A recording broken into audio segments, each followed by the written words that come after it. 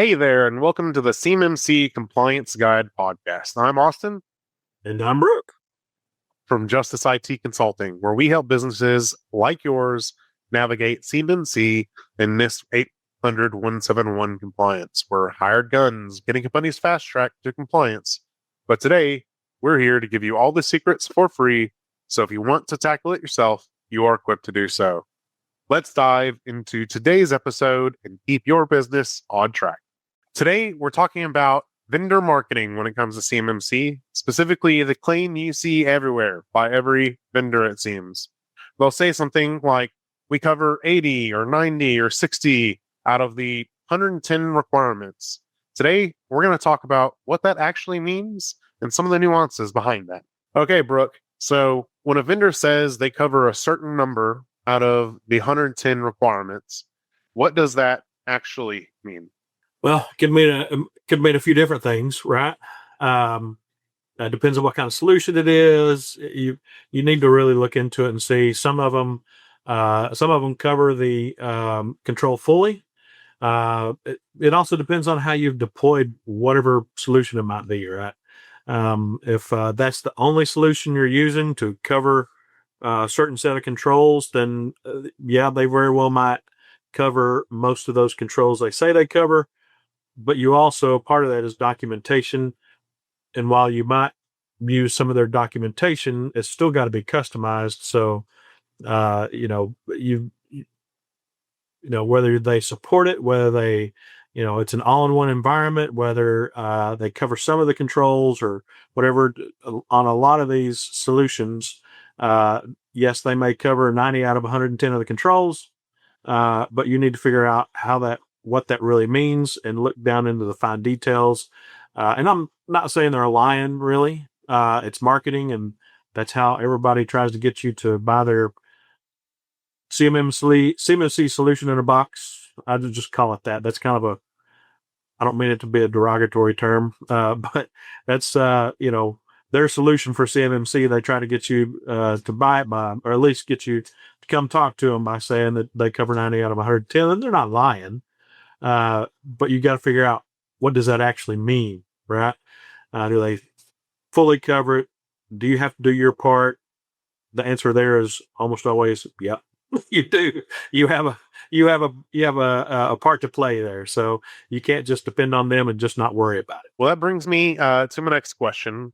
You hear vendors use words like supports, maps to, and satisfies almost interchangeably. Are those actually different in what they mean and the implications of it? They're definitely different. So maps to, if somebody says their controls map to this side or the other, it means they have some part in those controls, and these are the controls they map to, right? If they say it satisfies those controls, then that wording is still a little bit fuzzy sometimes because you really need to suss out the details, but that should mean that they cover that control completely, right? But I will tell you that there's a lot of those controls that are the technical control and then the documentation part of it. And so you have to write down what you're doing to satisfy that control, and you can't just lean on the vendor just to do their part and not worry about it, right? So that's one you have to really look into. Support is I know some people use that term, and it's pretty vague, really. If they support the controls, you definitely need to just figure out what it is they have, right? And they're either going to have a FedRAMP authorized solution, moderate or high. They're going to have a FedRAMP equivalent solution, or if it's, I'm assuming we're talking about handling CUI, so it's going to be one of those. Could be, could be if they're not a CSP, could be a level, something that's level 2 certified as well. So, but in any of those cases, you should be able to get a CRM and SRM from them and kind of suss that stuff out. And I hope I didn't jump ahead too far in what we're talking about. No, you're good. You're good. So, the next question I have for you is, what if people stack a few vendors together? So if vendor A says we cover 40 out of the 110 controls, and another vendor says we cover 50 of those 110 controls, does that mean that you get to 90 out of 110? That would be awesome. I wish it was that. Wish it was that way. I wish you could stack vendors and that they all work that way. In the real world, it's not going to work that way. I'm sure you could figure out some scenario where you could build on top and make that work. But I can't think of any off the top of my head. So again, you just kind of need to figure out where they're at. I know on a lot of things when we're getting clients ready or going through assessments or whatever it may be, you might have one control and you have project management or some sort of software like that that's part of the authentication. Then you may have Microsoft 365 GCC that's part of it. And then you may have Active Directory that's part of it. So there may be different things there, and they all overlap on that. They may take care of 40 here and 60 here, or at least address those, right? But if you have more than one of those solutions where you depend on authorization from them, that's where it starts to get a little complicated. It's also where your assessments, that's where they start to get more expensive, right? If you layer on more of those solutions and an assessor has to go through and suss out all the different CSPs and ESPs and all that kind of fun stuff, it gets more complicated to figure out. If it's a very simple assessment and very simple boundary scope, then it's much easier for them. But no, unfortunately, they don't generally stack on top of each other.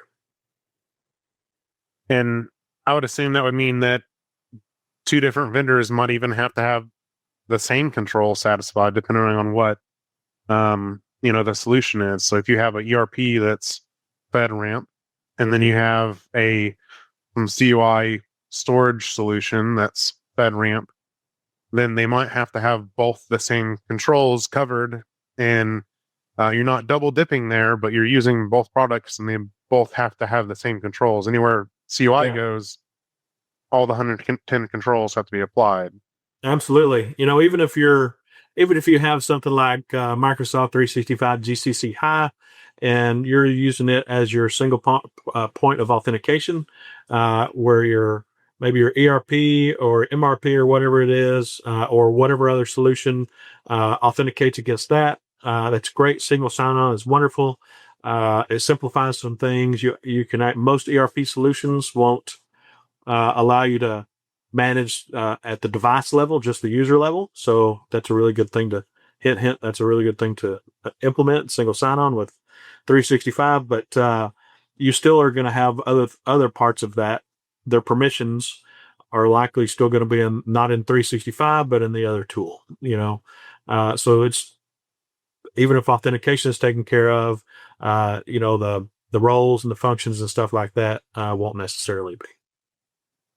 That makes sense. So another question I have for you is, if I have a vendor that's got, whatever out of the 110 controls covered, and I have CUI in there, and I download it, or it goes to my downloads folder, or I copy it into my clipboard and I put it in my CAM software, or it goes from whatever CUI or FedRAMP vendor that has my controls over here, and it passes through my computer and then to go into another solution or software. Does that mean the computer inherits those controls from the vendors, or do I have to do all the controls on my computer as well? Actually, I just knew what you're going to say, and you said the other thing. So glad I didn't jump ahead. So that does bring your computer into scope, and those controls do not flow down to it. So, a typical one of those things is going to be, hey, I've got a VDI solution. All my stuff is in that VDI, and it stays there, and we're good. Except for this one computer, we have to download this stuff and get it over to these machines, to read the instructions. That's fine, but that computer just came into scope. You just pierced that VDI solution with that computer to download it, right? So those are the things you got to think about. If it, if you download it from a compliant customer portal onto your computer, but immediately go put it in your CUI enclave, that's great. And you delete the file, that's great, except it doesn't really matter. Your computer's in scope. There's no time frame that says, hey, if the download is only there for 20 seconds, then it's okay. It's not in scope. No, it's in scope. What if I never download it to my computer, but I log on to customer portal and then I go save it in the drive or file storage solution or whatever, and I never actually save it on my computer, but I'm downloading it from the customer portal right into the FedRAMP vendor that has all my controls covered. Does that mean my computer's out of scope? I think you've been sitting in some of our meetings. Actually, no. The bar for CUI is whether an asset is a CUI asset or not, is whether it processes, stores, or transmits.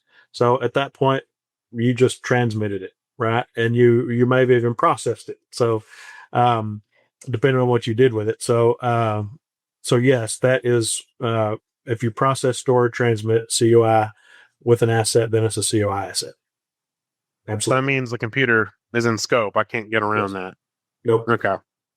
That's these are things that I hear all the time as we're bringing as people reach out to us, and they're thinking store. Where is it stored? Well, that's good. That's one of the three legs of the stool, but not the other two, right? Yep, absolutely. And it still traverses your network. I mean, even if it's not stored. So if you go to customer portal and you dump it into the FedRAMP vendor, then it's still going through your router, your firewall, your internet connection through that computer on the RAM or the paging file or whatever, and then it gets put into the vendor. So it's very much it's not you're not you're not skipping it, traversing your computer or your network. It is very much handled through that, and it's people should want to reduce their scope as much as possible, and put if you're paying for a vendor to do all the bunch of things for you, then you should use that as much as possible, certainly. But there's just some realities of compliance that you just can't get around, and that's one that comes up a lot. So I wanted to talk about specifically this and ask it in the way that our customers and prospects ask. So yeah, in our boot camps with clients, they that comes up a lot. Well, we don't download it to that computer. Okay, no, not exactly, but here's how it works. So your IT folks are going to understand that, as long as they understand process, store, and transmit. But your CEO or your general manager, they just may not think of that, right? So we have. Well, even the software developers may not think of it. True. Coming from the solution, or the sales engineer, that with a vendor, they may not consider that piece. So you really have to watch out for yourself, or else you might find yourself putting going down a road too far before you realize it was the wrong turn that you took. Right. Exactly. Yeah. And what are we supposed to do first? We're supposed to scope first. Go.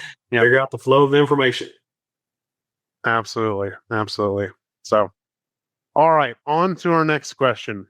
So, how does a contractor, an organization that's trying to get compliant or seeking certification or assessment, how do they actually figure out where the vendor's responsibility ends and theirs begins? Well, typically, I mentioned it a minute ago, that's going to happen with a CRM or an SRM. A CRM is a customer responsibility matrix. And just blanketly, that's how everybody is called. What do you call both of them? In general. but technically they're separate. A CRM shows what the customer responsibilities are. An SRM, a shared responsibility matrix, actually shows what the vendor's responsibility is and what the customer's responsibility is. Those are, quite frankly, those are better to have because you know exactly what's covered and then exactly what you need to do. And that's the biggest thing. Anybody that provides any solution, whether it has to do with security for CUI or whether is handling CUI itself, they should have those. They should have those CRMs for you. CRMs, SRMs. We'll just call one big happy family. Yeah, and to that point, I mean, shouldn't the MSP or your IT provider, have one as well? Any vendor at all, any ESP, right? An ESP is an external service provider, so that's any provider external to you that helps you with that has any processing, storing, or transmitting of CUI, right? They're going to need to meet one bar, and then if there's services that if a provider that provides services to secure that CUI, that's a security protection asset or an SPA, and they definitely have to have a CRM as well. Helps if they're level 2 certified, but they don't have to have that. They do need to have one of those CRMs. And I might say again, I hope I'm not jumping ahead too far, but those CRMs or SRMs, it's best if they're broken out per assessment objective. So that's 320 of them.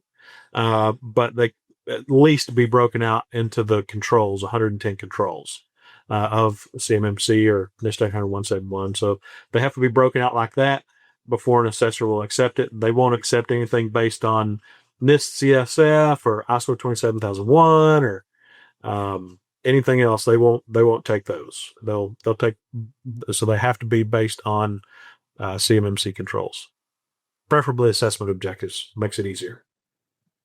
Awesome. Makes sense. So, if you're using, a compliant vendor or a FedRAMP vendor that, stores your COI somehow, or maybe it's an application or whatever, they take care of some of the controls. You use a customer portal, and then, you obviously you're left with your computer and your network, and you want to offload as much as possible. But as we just learned, you can't fully offload everything unless you just, a lot of people can't, and at least the customers we're dealing with are typically, construction or manufacturing or, distribution or something where, they're dealing with, real tangible things oftentimes. And so if you can live in a enclave in a box or something, that's great. And, if that's possible, then go for it. But a lot of people can't. And so you have to take care of, I kind of think about it as the last mile of compliance. So you have, you want to offload as much as possible as you can, but it's not generally possible to do offload, the entire process, right? Or compliance. So, you want to scope that last mile, whatever you have on your network, as tight as you can without, really hindering operations or efficiency. But the vendor that, if you're not going to do it all internally, then you're probably going to have an IT provider or an MSSP or MSP that helps you at that last mile. And so it'd be real good to ask them, ahead of time for that CRM or how they're going to handle that, the you being the connection points, all of these vendors, right? So, because they really need to be able to understand that for you and help you with connecting all of these vendors and compliance solutions and your endpoints and computers and stuff all together, where it's all in a compliant, package. So it's important to ask them as well. So I know we're talking a lot about cloud vendors and stuff here, so I just wanted to call that out because we didn't have it in our show notes. So absolutely cool. So the next question I have for you is, when someone is evaluating a compliance product or solution right now, or if they are evaluating a compliance product or solution right now, what should they actually ask the vendor? Can we give them, the listeners, some good questions or tools to go to them and ask? Yeah, sure. So, I mean, it's nice to know somebody covers, 90 out of the 110 controls or whatever it may be. But ask for that CRM. Ask for, uh, first, really ask what specific requirements do you cover, right? And the actual control numbers, like I just talked about a minute ago, how the CRMs have to kind of line up to the controls or the assessment objectives. Um, and then secondly, do you fully satisfy those requirements? Do you contribute to them? Um, what else is involved in that control being fully covered? Uh, uh, you know, Next thing, probably third, is what systems and assets does your coverage actually apply to? You know, um, there's it could be workstations, it could be a whole VDI solution, a CMMC and a box solution. There's a could be a file sync and share that's covered, and so everything's stored in their solution, but it's processed and transmitted on your machine, or maybe processed on your machine, transmitted through theirs, which still brings your machine into scope. For instance, another one I'd say is part of that shared responsibility matrix, or CRM, the customer responsibility matrix, is what am I still responsible for on top of what you provide, right? You do this, what do I still have to do to be compliant for these controls, right? Probably another one is going to be, can you show me just what we just talked about? Can you show me a customer responsibility matrix or a shared responsibility matrix that lays it all out in writing? And does it need to be explained? So, you may look at it and go, this is all Greek to me. I need somebody to help me figure out what this means. So really, if they, those are the kind of things you need to ask, and they really can all be satisfied by an actual shared responsibility matrix, which lists their responsibility and your responsibility. You may have to have some explanations on some of it. So the shared responsibility matrix should list what you have to do in relation to that to finish that solution out. And hint, they don't typically consider you having multiple solutions that may address a certain control. Like we were talking, we'll just use authentication again. How's authentication handled? Maybe their solution takes care of that. But if a computer comes in scope, what about authentication for that computer? How's that handled, right? So that's now your documentation that you have has to bring that into the definition of that, right?